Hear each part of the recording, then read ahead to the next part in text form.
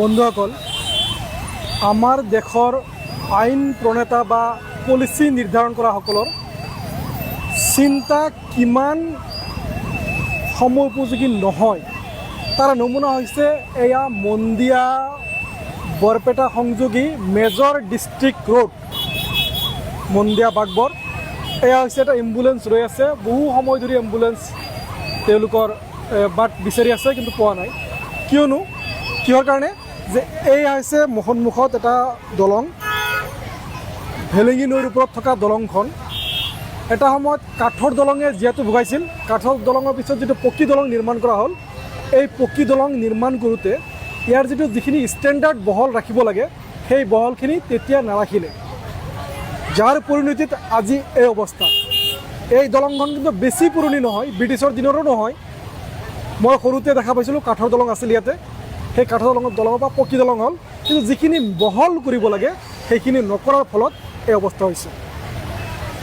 এতিয়া হৈছে যে এতিয়া যিটো ইমিডিয়েট দলং বনাব লাগে বা নতুন এটা দলং নিৰ্মাণ কৰিব লাগে, সেই ক্ষেত্ৰতো কাম কোনো সুচাৰুৰূপে হোৱা নাই। আৰু এটা সমস্যা হৈছে এই দলং বহল কৰাৰ কাৰণে এবাৰ বোলে বহু টকা আহিছিল। জাষ্ট যিটো নেকি ফুটপাথ সেইটোৰ 2 ইঞ্চি 3 ইঞ্চি মাত্ৰ বহল কৰিলে এই দলংখনৰ। এতিয়া গৈ আছে, দীৰ্ঘ সময় যান জঁটত পৰিছিল এই দলংখনত। গতিকে নীতি নিৰ্ধাৰণ কৰাৰ সময়ত, আগন্তুক সময়ত যদি নীতিসকলে নীতি নিৰ্ধাৰণ কৰিব, তেওঁলোকে যাতে বিষয়সমূহ অহা 10 বছৰ বা অহা 50 বছৰ পিছত কি হ'ব, কি কৰিব লাগিব, কি ধৰণৰ অৱস্থাৰ সৃষ্টি হ'ব, এই ক্ষেত্ৰত যাতে সতৰ্কভাৱে সিদ্ধান্ত গ্ৰহণ কৰে, সতৰ্কভাৱে যাতে কামবিলাক কৰে, তাৰে আহ্বান ৰাখিছোঁ। এয়া সন্ধিয়া দৃশ্য, আজি সন্ধিয়া দৃশ্য। এয়া মন্দিয়া বৰপেটা সংযোগী মেজৰ ডিষ্ট্ৰিক্ট ৰোড, জিলাখনৰ মুখ্য জিলা পথ বৰপেটা বাগবৰ সংযোগী পথৰ ভেলেঙি নৈৰ যান জঁটৰ দৃশ্য।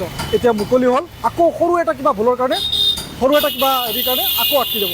এই এম্বুলেঞ্চখন ব্ৰিজৰ মাজতে ৰৈ গ'ল। আকৌ এয়া যদি মোক কেমেৰাই দেখুৱাইছে, ব্ৰিজৰ মাজতে এম্বুলেঞ্চখন আকৌ ৰৈ যাব লগা হ'ল। এইটো সকলো ক্ষেত্ৰতে এইটো হৈ আছে, কেৱল এম্বুলেঞ্চত নহয়, বিদ্যালয়ৰ সময়ছোৱাত বা অন্যান্য যিকোনো সময়ত বজাৰৰ দিনত যথেষ্ট পৰিমাণে ভিৰৰ সৃষ্টি হয়। গতিকে অতি সোনকালে ইয়াৰ বিকল্প ব্ৰিজ এটা লাগে। তাৰ বাবে মই এই ভিডিঅ'ৰ জৰিয়তে আহ্বান জনাইছিলোঁ সংশ্লিষ্ট সকলোলৈকে। ধন্যবাদ।